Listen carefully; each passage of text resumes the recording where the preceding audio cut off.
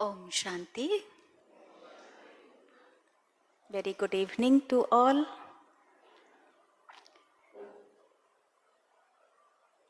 Let us welcome our dear brother Charlie with one hand.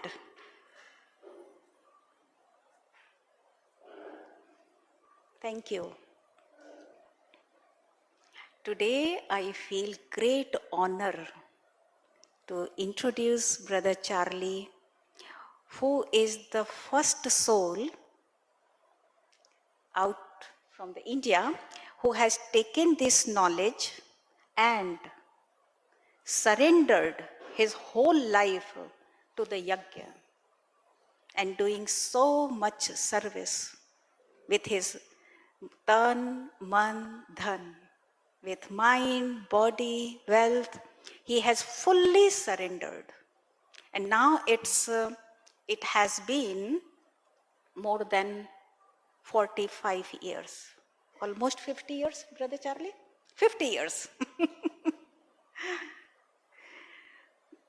I will request Tanishka Kumari to come and welcome Brother Charlie with flowers. Tanishka is a regular student of Baba's Center.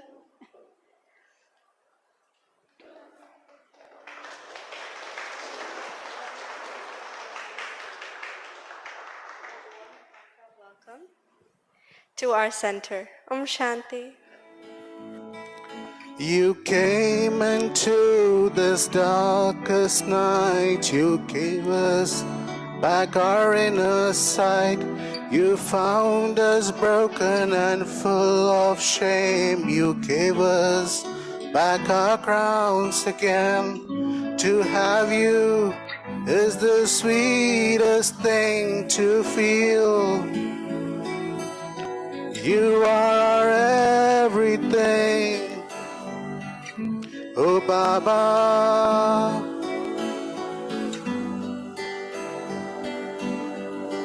dearest Baba. What Brother Charlie is, what does he do? It's a long list. But today I will tell you a glimpse of that.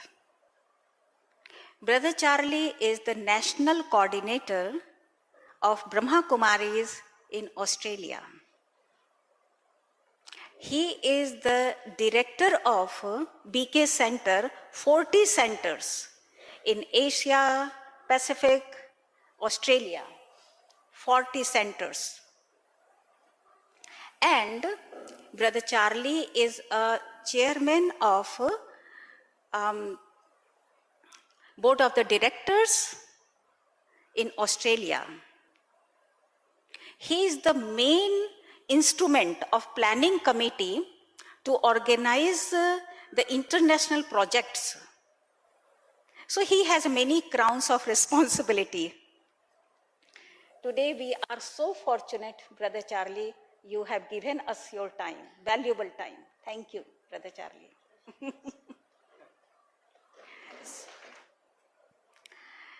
So now, I will come to our topic. What is the topic? Transforming relationship by transforming our feelings. I think relation is a very crucial factor nowadays. Relation gives us so much real happiness, comfort, right? And it is the relation which creates pain, lot of pain also. Life means relation. And today, Brother Charlie is here. What I have noticed in my spiritual journey, Brother Charlie is so loving, so caring. He has so many good wishes, pure feelings for everyone. How does he manage so many responsibilities, even though he remains light and easy? And he has very good relations with everyone Whomsoever meets him feels so good. Couldn't forget that memories. So today's topic is based on his own life. It's our great opportunity to take benefit from his magnetic personality. Thank you, Brother Charlie.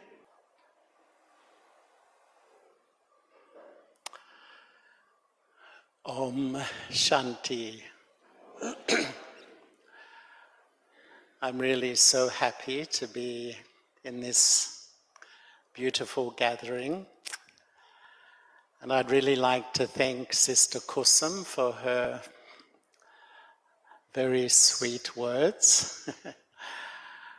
And I should congratulate her and all of you on this magnificent center you have here. As she said last time when I came, it was like a shell with no light, and now it's full of light. Not only physical, but spiritual too. So I was sitting here and I thought perhaps before I share a little bit my thoughts about transforming relationships through transforming feelings, to tell you just a little bit about my journey. As you heard, I grew up in Australia. I grew up in Melbourne.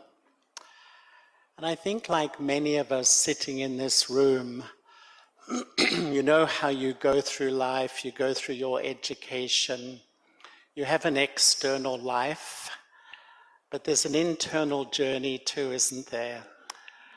And I think from a young age, I was looking for something, I was searching for something. I'm just going to tell you the essence today, but when I went to university and I started architecture actually, but this search was really strong. And so when I was just 20, I took leave and I traveled around the world for nearly 2 years. And I often see that as my education, because it wasn't a conscious thought, but wherever I went, I ended up living in religious communities. So I lived with Taoists. Taoism is like a Chinese religion. I lived with Muslims during Ramadan. I lived in a Buddhist monastery. I used to go begging with the monks in the morning. I dipped my toes in the Ganges, but that was as far as I got. I lived with a yogi in the Himalayas, and you know, I was just really searching. I spent time in Belgium, living in a Christian monastery in Belgium. And I settled in London. I was living and working in London, and going to so many different places. I used to feel London in those days was like a spiritual supermarket. Everything was available. And I also used to go to a lot of the sort of talks about psychotherapy, which was very popular at that time. And I used to go to a place in Hyde Park Corner called the Spiritualist Association of Great Britain. And I saw a talk that a little notice said BKGNT was going to give a talk. I had no idea who that was, whether that was a man or a woman or whatever. But I went along, and I think as soon as I saw Daddy Janki was there and Sister Janti, you know how sometimes as soon as you see people, you feel you know them? Sometimes you feel you know them better than some people you've spent so much time with in this life. They felt very familiar to me. So they invited me to the center, and it was the world headquarters of the Brahma Kumaris, which was a tiny, tiny little house in the back blocks of London. It wouldn't fit on this stage. And there were 3 teachers in the center, Daddy Janki, Sister Janti, and Sudesh Didi. And Sudesh Didi gave me the course. I was her first course in English. I was the guinea pig. But it all immediately made a lot of sense to me, because as I was searching on my sort of tour, I loved all the ideas that I was presented with, but what was really interesting to me was how do you convert theory and belief and ideas into spiritual experience, you know? How do you convert the theory into a feeling inside? And as soon as I saw their faces, I could see that there was some inner life, you know, some experience. So I went along to the centre in London. In fact, I moved near the centre. And after 2 months, Daddy said, you should go to Mount Abu and meet Baba. I always feel Daddy thought, get him to Madhaban before he runs away somewhere. You know? She was right too. But I went to Madhaban, and in those days, you know, Madhaban was so simple. There was 30, this is 1975. There was 30 Madhaban Niwasis, no Om Shanti Mother, no Sukdam. It was very small, but very spiritually powerful. And I went for 6 weeks, and in those days, Baba would come every second night. And my first meeting with Baba was in the history hall. And Baba came and spoke the Murli. And my memory tells me there was about 50 or 60 people. In those days, often we'd only have 50 or 60 people. And at the end of the Murli, there was 3 of us from London. We were asked to sit in front of Baba. And Baba always would meet with drishti, long drishti. And I had the feeling that it was like Baba's drishti looked so deep into the soul. You know, I think if a human being or others do it, sometimes you feel, no, that's private, you can't go in there. But I felt like an open book. And it felt like Baba's drishti sort of scanned the soul, but fell on a part of me that had gone to sleep. And it was like the original me, the elevated me, my original sanskaras, you know, the deity self. And I had an amazing feeling like Baba massaged that to the surface and introduced me to who I really was. Because I really felt something changed in me that night, something shifted. And I can only say that it was almost like Baba gave me a gift of self-respect. And I could spend the rest of the time sharing, because I was there for 6 weeks. I met Baba personally so many times, and I just thought, we took it for granted. I didn't even write down what Baba told me, because that was that was Madhaban. But it was so moving, and I think that initial experience really filled something incredibly deep within me. But I think for all of us, what's in the hearts of the Brahmin family at the moment? I think we're all aware that time is moving very fast. And each one of us wants to use the time to really grow spiritually. That's true, isn't it? And really step into the person I know I can be. Because that's why we come here. No matter what challenges we have in life, we all have a vision of what I can be, who I can become. And what I'm feeling at the moment is, you know, time is short. 90 years of the confluence age have gone by. Right from the 1930s, Baba said, you know, around 100 years.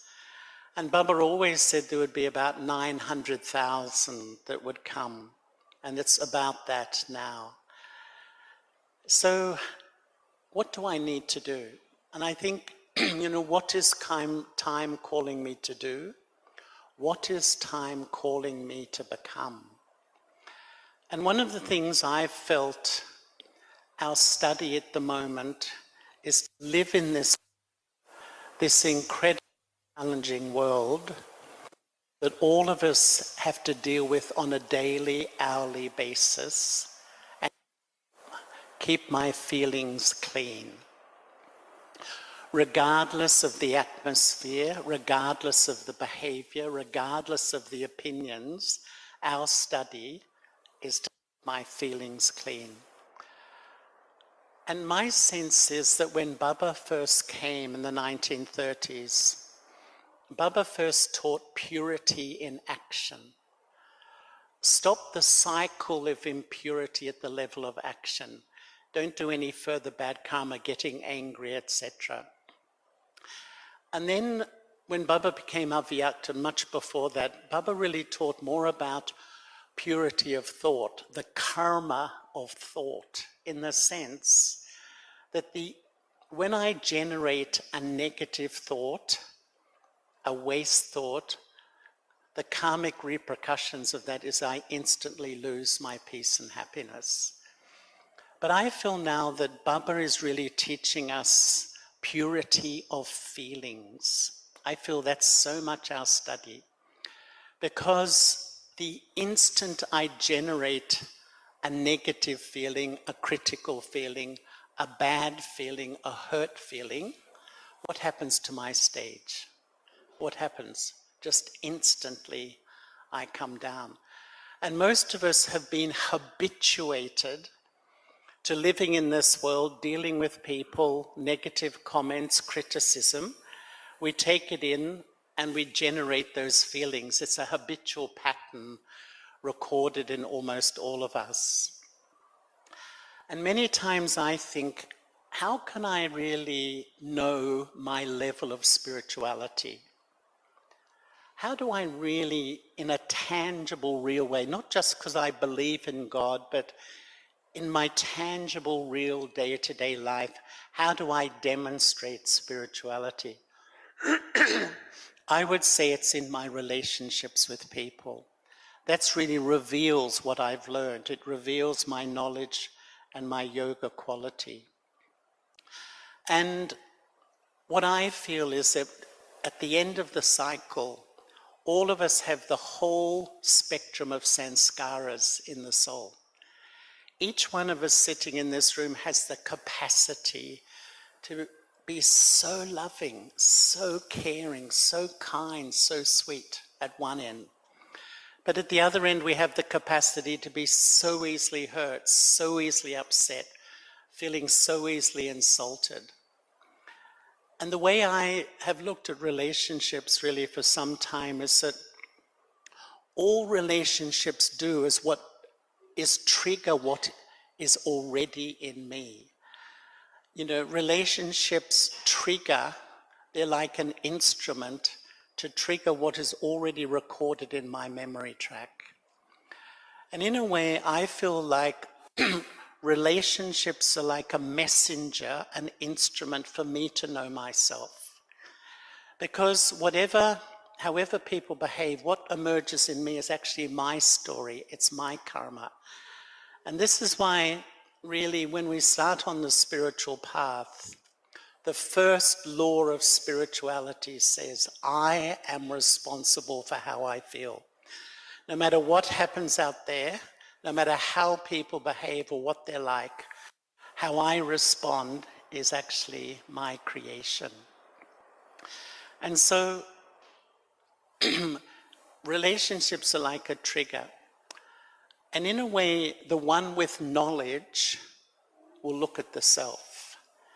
But the one without knowledge will look at the other. And I don't know about you, but we all know this, right? We all know this. Baba tells us this every day. But how deep is the habit that when something is triggered, to still project, to still blame? And the more I blame, I step into the world of falsehood in that way. And you know, at the heart of spirituality is the courage and the honesty to say, I'm fully responsible for how I feel. And sometimes I think, what is the role of this wonderful divine family? And we really have the most amazing divine family all over the world. I feel it's the Brahman family that will make me pure.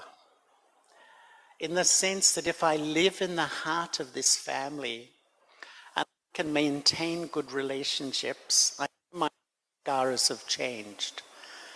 But along the way, there will be differences. Actually, differences are normal. They're absolutely normal. But, it's how I respond which is really significant. Do I go back to my old pattern, get upset, feel hurt, get emotional, blame, talk to other people? Or do I go back and apply what I've learned from Baba so that I really don't react in an emotional way, but I respond in a knowledgeful way? And many times I think that being knowledgeful is like looking through Baba's lens. Baba comes and speaks to us every morning, and in a way he tells us how he sees absolutely everything. And he sees through this soul-conscious lens, and he's inspiring us to look through his lens, and especially his lens and how he sees relationships. Because do I react in the old way, or do I react in a knowledgeful and spiritual way? Because in a sense, what is the aim of this life? We could probably give many answers to that. But the more I become soul-conscious, the more I become egoless. And when I live in the heart of this family, sometimes you're praised, and sometimes someone else is praised, right?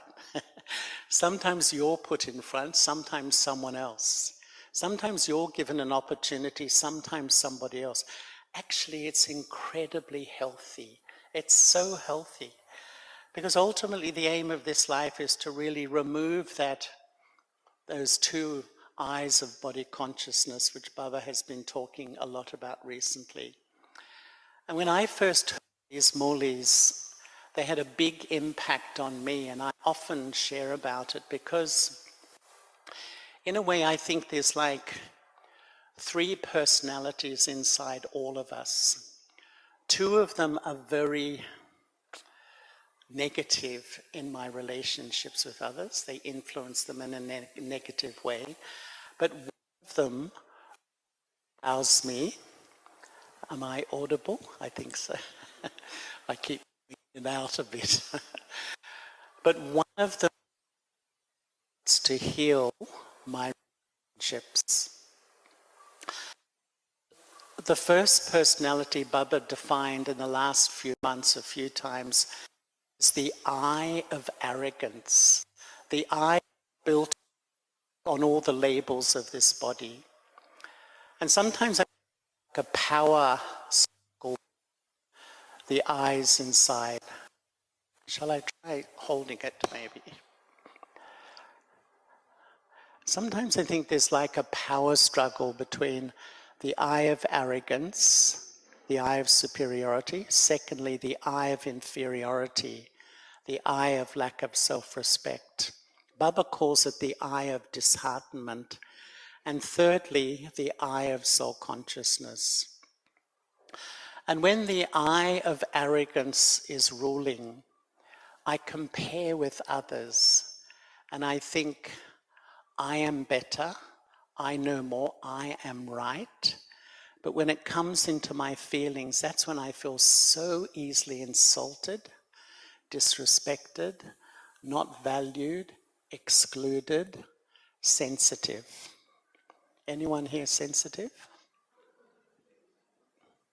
Wow, I'm impressed. You must be number 1 in the world. But when my ego is sovereign in my inner kingdom, all these emotions, and think how influential they are in my relationships. I would say the most destructive thing in relationships is my ego. But actually this ego, this facade we wear, is a facade for the second eye, which is the eye of disheartenment. And this eye is the opposite in a way. This eye compares with others and thinks, others are better, others know more, others don't really love me, others don't value me, others don't respect me. And when this I is ruling and it comes into my feelings, I feel hopeless about myself. I feel inadequate. I feel unworthy. And I would say depressed. And in psychology, depression is like a sadness that my dream in life to be loved and valued hasn't happened. But in spirituality, depression is like a mourning for the loss of my true identity. I'm living my life, but who am I? So when my inner world is under the influence of the two children of body consciousness, the eye of arrogance makes me go high, the eye of disheartenment. So this huge fluctuation. And Baba talks about the original I, the soul. And this is really the deep work of this life. You know, recently someone said to me that science believes, it's a bit hard to believe, that this body is made of 30 trillion cells. How do they count them? Does anyone have any idea? The soul is more subtle than one cell. Just think, who am I? Who am I really? Because Baba takes us into the depth of this truth. Because the more I go into the depth of the self and become soul conscious, the eye of arrogance has less influence on me, and the eye of disheartenment. I believe personally, I don't have to try to battle with my ego and my lack of self-respect. I have to do the work in really rebuilding soul consciousness. And you know, only recently I was in Pakistan, and I've been there twice in the last few years, and I went to Kunj Bhavan in Karachi, where Mama lived with all the Kumaris. I can't tell you the feelings in that place, because for 14 years, Shiv Baba and Brahma Baba, the ocean of love and the biggest river of love, just were there. And what I felt though was they had this intense 14 years of education of how to move into soul consciousness. And it's why the daddies have such a different vibration. You can feel there's a purity and a cleanliness and a sweetness inside. And so in the Brahman family, I feel that we live in the heart of the Brahman family, and we begin to move towards that egoless state in a sense. But what is my level of purity in relationships? I would say that if I ever reject somebody, you know, Daddy Janki once said the most tamo pradhan of all sanskaras is to reject another human being. If I hold a grudge against somebody, if I give someone the silent treatment, you know the silent treatment? They don't exist, you just ignore them, which Baba says is actually anger. I would say I still have tamo pradhan sanskaras. It's not about the other person. The other person is a messenger. Their behavior will trigger what is actually in my karmic story. So they're revealing, they're showing me who I am. So if I hold grudges, I don't speak to people, I reject somebody, I would say it's showing me I still carry tamo pradhan sanskaras. What are tamo sanskaras? I would say when my mind is constantly critical, I mightn't say much, but I'm always picking up fault in other people. Or I would say when I get easily upset, a little tiny thing happens and I make it into a big story. Or I have a special friend. And when I get together with that special friend, we start to say, you know, they're like this, you know, we download all the rubbish about people around me. I would say if that's my reactions, I still have tamo sanskaras.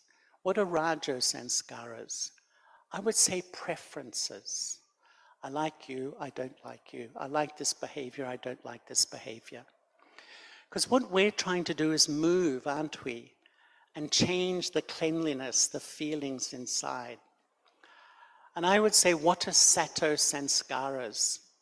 when really, as Baba was saying today even, I suspend judgment and I offer people mercy. You know, I really feel, in my experience, you know, I'm not a professional psychologist or counselor, but I've listened to thousands of people in all corners of the world. No matter how good people look today, you know, no matter how well educated, often scratch the surface and everyone is really struggling and battling inside. Because often when we see the external behavior, we become quite judgmental. But if you actually see the soul and see that this soul is struggling, we can offer mercy. And I think it's something which we Brahmins really have to do within this divine family, within our Lokik families, within the workplace too. That really our role is to remember Baba and really have benevolent feelings for others. So, Sato Sanskaras, being loving, having good wishes and pure feelings, being kind to people. What are even Sato Pradhan Sanskaras? I would say when someone has no love for me. You know how in life we may have that one or two, or maybe three people. No matter what we do, it is never okay. And that can be such a pain because I think the biggest hurt for the human soul is to feel rejected. You know, the human spirit needs nothing more than love and belonging. Nothing more than love and belonging. So when someone just says out, that is, you know, that's why Daddy called it the most Tamo Pradhan Sanskar. And yet Baba says, even if someone treats you like that, not to react. I remember once Baba said that when a soul is pure, even if you're insulted, straight over the head. And I had this saying for myself for many years, only my ego accepts sorrow. So if I'm taking hurt from anyone, no, I am not soul-conscious. I am not really in my elevated spiritual state. My false self, my old self, my body-conscious self is the one reacting.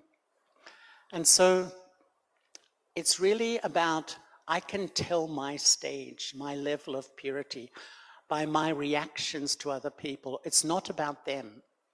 It's actually about that I still carry those impressions within me.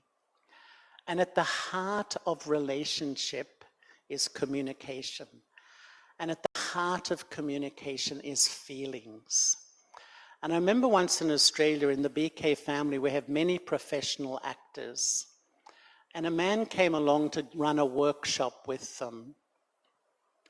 And he was saying that whenever you communicate with another person, you communicate on 3 levels. One is what you say.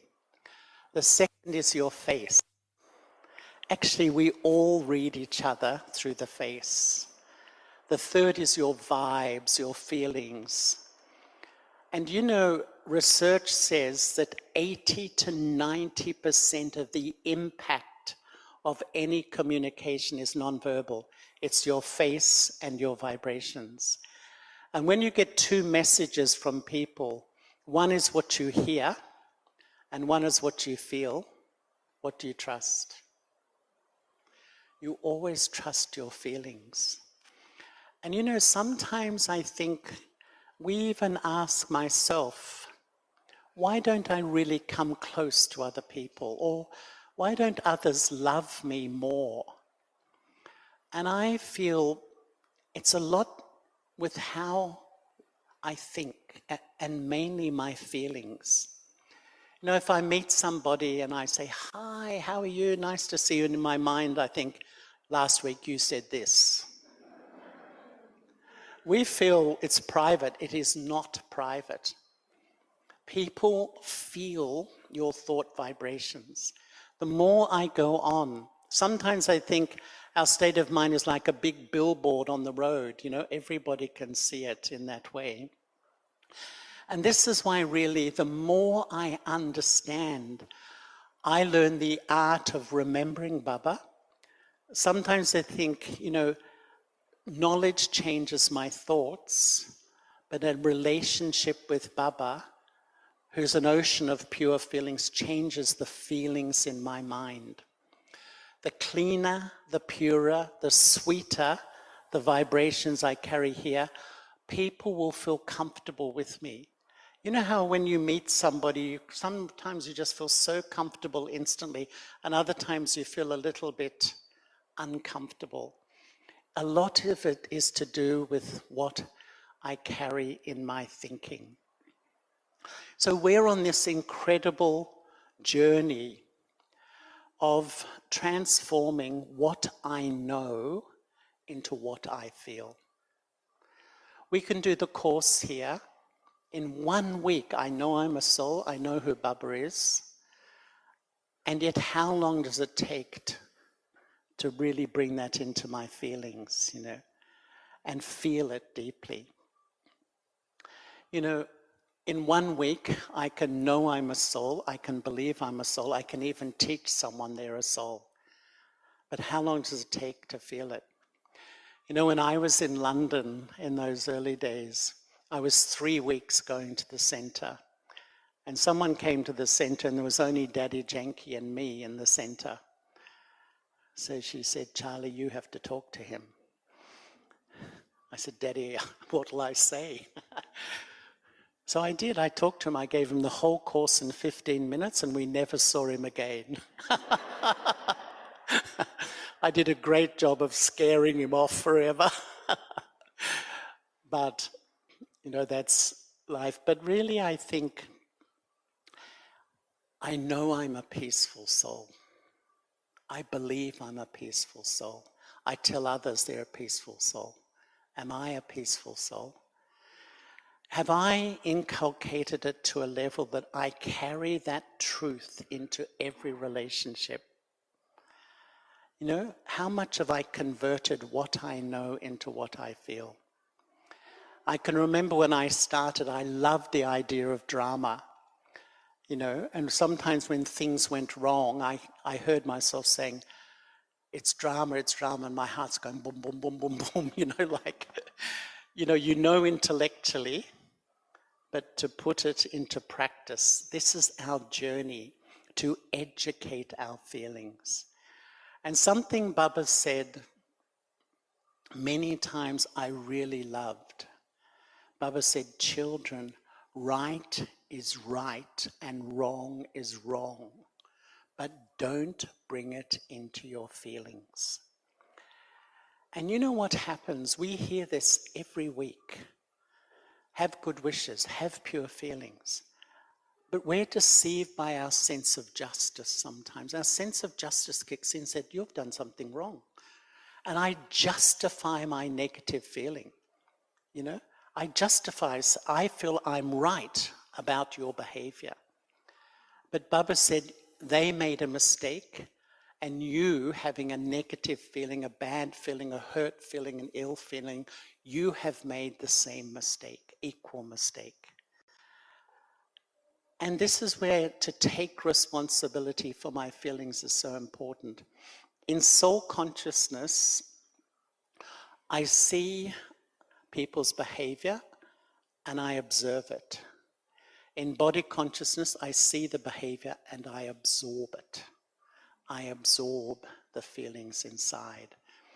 And when you're soul conscious, you will still be aware the behavior is not appropriate. You're still aware, but you choose not to generate any negative feeling. On the contrary, I choose to support that person with positive feeling.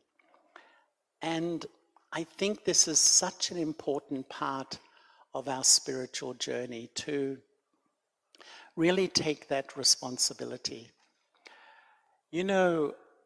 Once Baba met 13,000 mothers in Shantivan. It was probably 20 years ago. I think only in the Brahma Kumaris would that happen. But Baba said something so lovely to the mothers. He said, "What is the easiest effort?" Baba said, as you move around, as you interact with everyone, have good wishes and pure feelings for everyone. And then Baba went on to say, don't worry how they react to you. Your job is to have good wishes and pure feelings. And Baba said that if you can do that, you will change the world and you will reach your stage of completion. And I really do feel that this is what Baba wants us to do now. Because Baba said that to become an angel, we have to keep 5 types of feelings inside. Anyone here want to become an angel?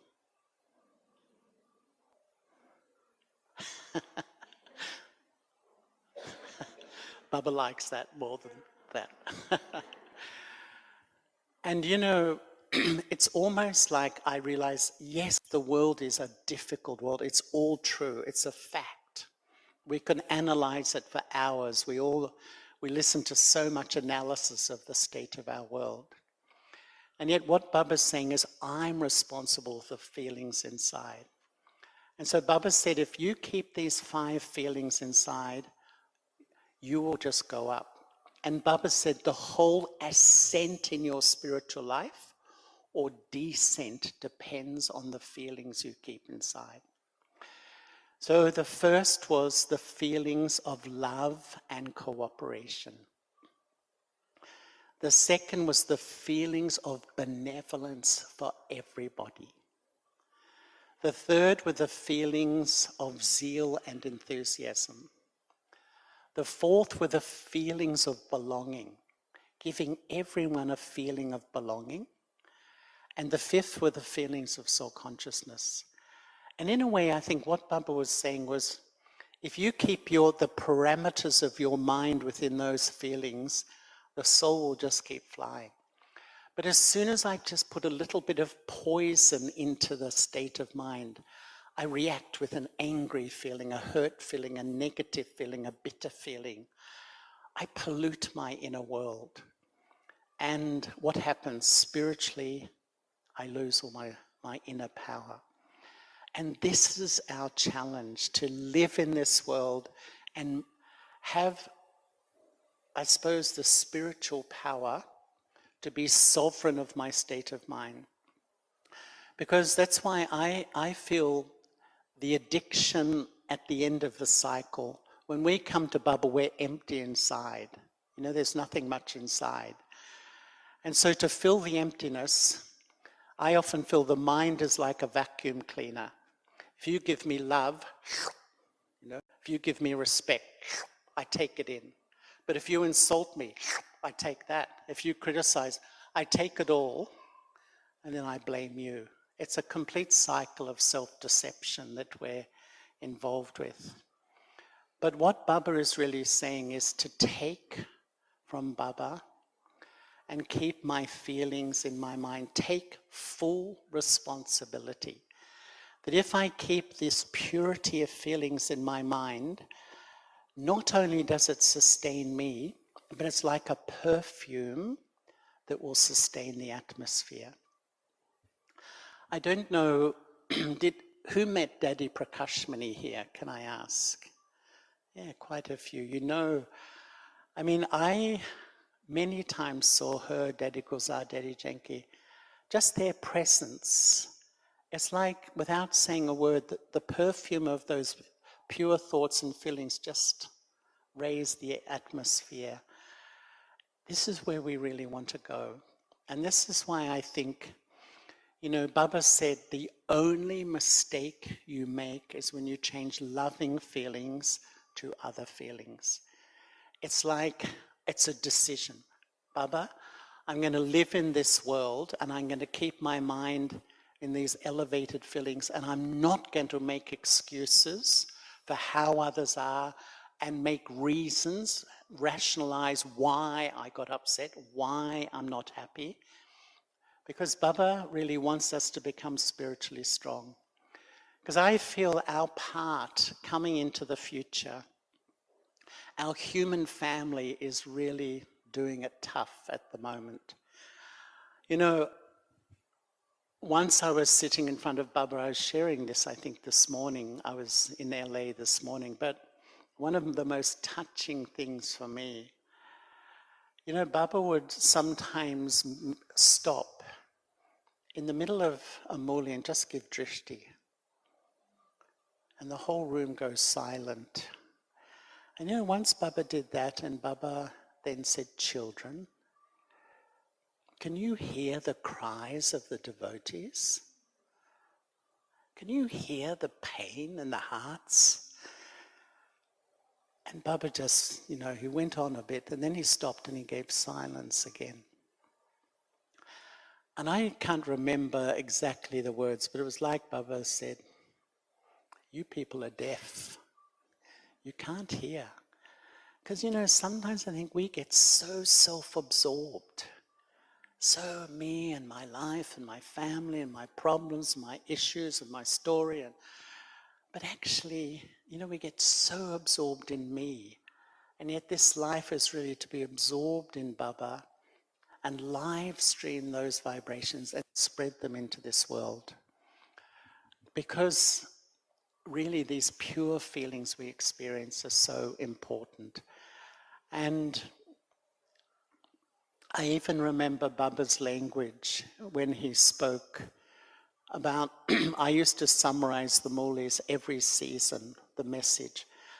Maybe from the year 2000 for about 8-10 years, the main theme, good wishes and pure feelings. And the language Baba would use, children, no matter what someone is like, you must have good wishes and pure feelings. No matter what someone is like, even if they oppose you, you have to give them good wishes. Is it easy?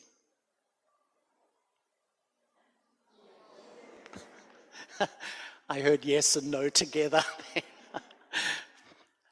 But don't we, that's why we love Baba. He raises the bar so high. My experience is that even when someone is so difficult,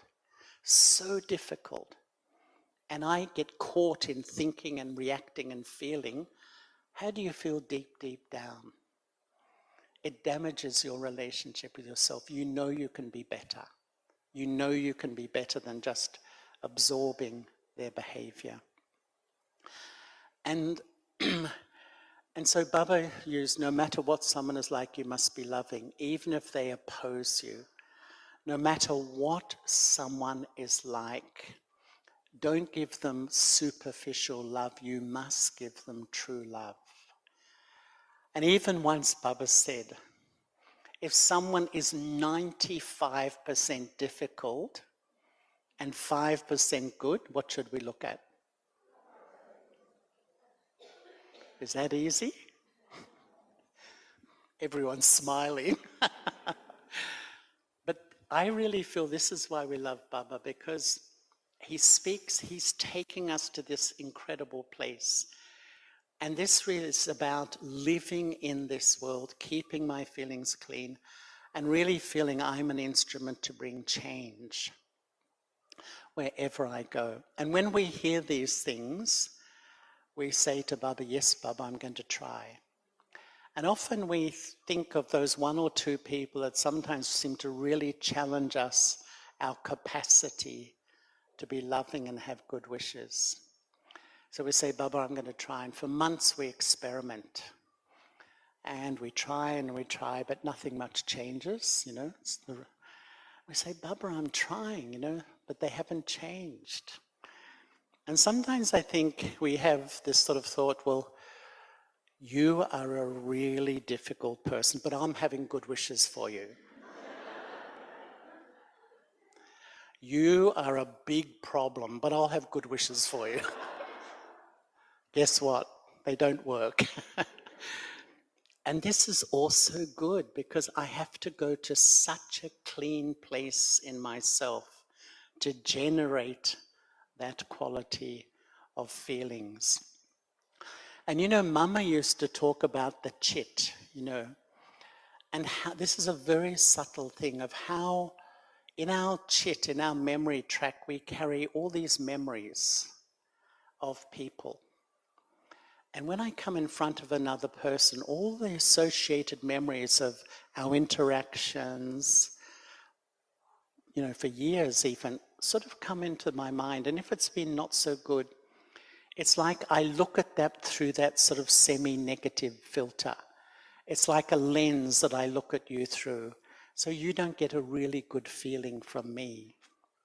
Mama often used to say some of the deepest work is to clean that memory track, clean the chit. And this is, I think, where Baba is taking us. For me, what I realized, why are good wishes, pure feelings, clean feelings in my mind so important? Because each time I react to another person, I generate that ill feeling, hurt feeling, bad feeling, critical feeling. I give power back to my old sanskars. I reinforce my impurity. I give power back to my body consciousness. And when I realize that, so yes, it will influence my relationships with others when I have pure feelings and good wishes, but mainly it's for me. And I honestly believe one of the reasons we sometimes feel we're not really spiritually moving forward is because of this. I keep generating negative feelings, hurt feelings, bad feelings. I keep then empowering my old story, my body consciousness, so I feel a bit stuck. And that's where my observation of the daddies in their final years, everyone they saw the beauty in every single soul. They could see everything. I think it's a choice in life. I can see the strengths, I can see the weakness, I'm aware. But I choose to see the value of everybody.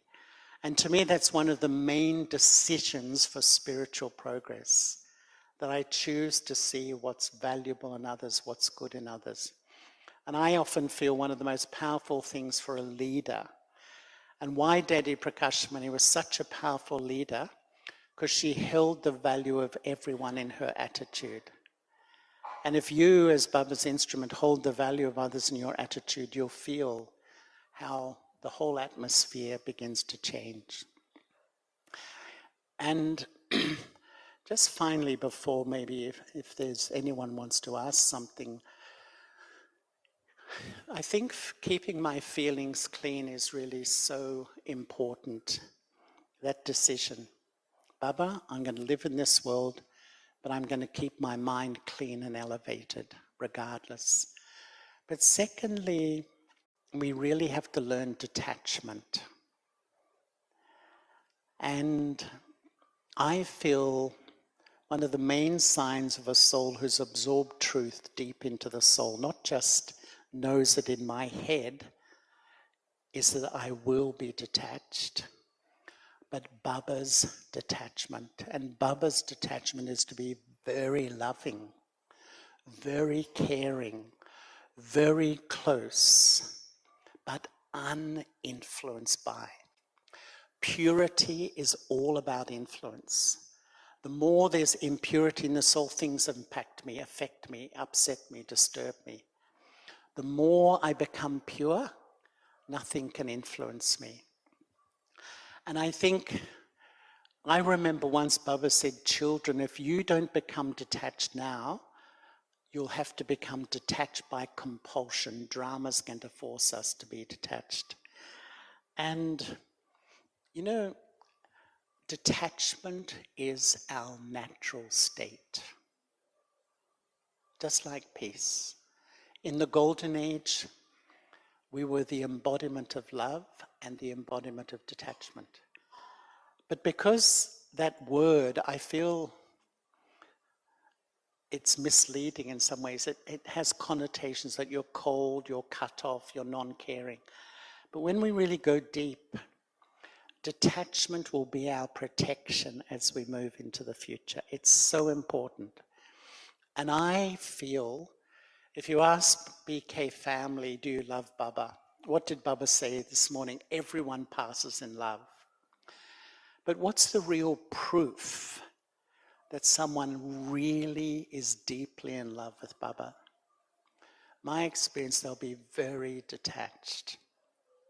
They're so lost in Baba, it's like they're pulled beyond the influence of this world. They're present, they're engaged with people, they're responsible, but they're detached.